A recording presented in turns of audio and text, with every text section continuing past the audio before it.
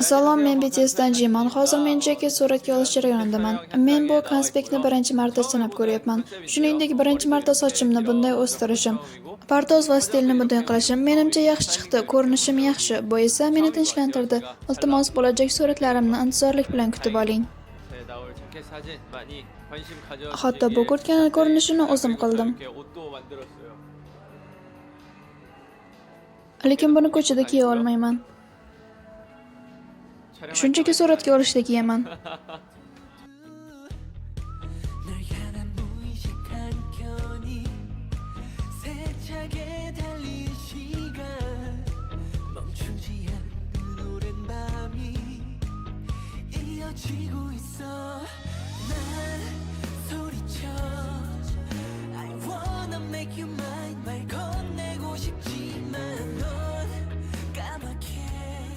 Birinchi kiyim bilan ishni tugatdik. Bugun jami 3 ta kiyimni kiyib ko'rishim kerak. Lekin ularning hammasi har xil konseptda bo'lgani uchun intizorlik bilan kutasiz deb umid qilaman. Men barcha 3 ta kiyim uchun turlicha kayfiyat berishni xohladim. Shuning uchun bunga ko'p e'tibor qaratdim.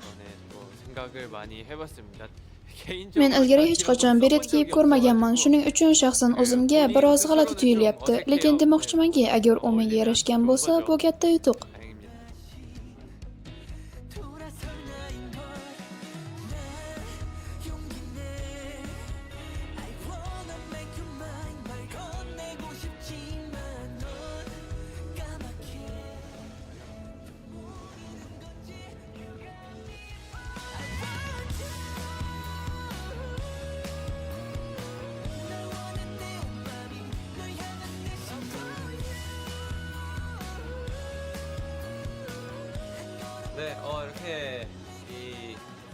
Mana shunday qilib, albom versiyalaridan biri uchun kiyimlarni suratga olib bo'ldik. Versiyalardan biri uchun avvalgi futbolka va jinsi ustidan jinsi kiyimi hamda beret kiyilgan kiyim bo'ladi. Bu albom versiyalaridan biri uchun kiyimlar to'plamlari bo'ladi.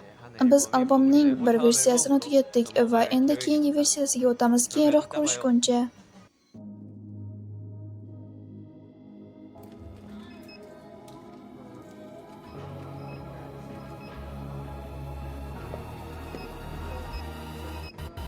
Bu safar men bir ichli bo'yoq bilan rasm chizyapman. Suratga olish uchun ushbu qorong'u ko'chada biroz bo'yoq purkadim. Biz ko'proq qo'rqinchli konseptga intilyapmiz.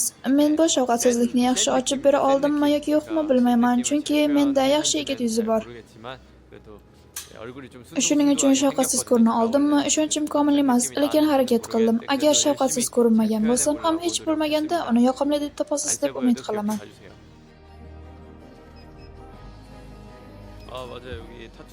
To'g'ri, bu haqiqiy tatuirovka emas. Biz uni ruchka bilan chizdik.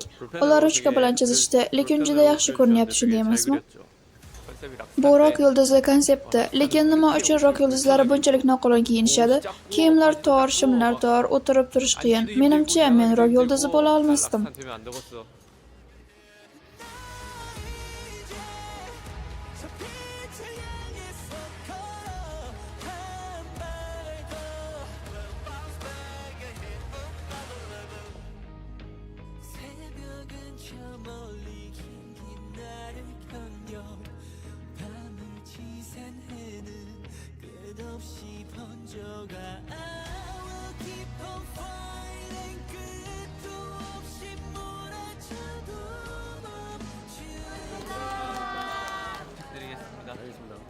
Rahmat. Mana muqova suratlari yakunlandi. Bu mening ikkinchi yakun mini albomim. Buni qanday amalga oshirish borasida hali ham to'liq ishonchim komil emas. Men jamoada ishlashga juda o'rganib qolganman. Shuning uchun buni yolg'iz qilish biroz ko'proq toliqtiradigan va qiyinroq tuyuldi. A'zolar bilan buni qanday qilganimni bilmayman. Oxir-oqibat hamma narsani o'zim bajardim. Lekin uni yaxshi uddaladimmi yoki yo'qmi bilmayman. Xayriyatki, hamma narsa muammosiz o'tdi. Bugun suratga olish vaqtida a'zolarni yana sog'inmasdan ilojim yo'q. Hozir harbiy xizmatdagi a'zolarimiz Jin ehtimol juda qattiq ishlayotgandir deyishayotgandir. Uni qo'llab-quvvatlashim kerak deb o'ylashayotgandir. Lekin men ham sizlarni qo'llab-quvvatlayman. Bugun ajoyib suratlar orqali sizlarning huzuringizga qaytaman. Hammaga rahmat. Klipda ko'rishguncha.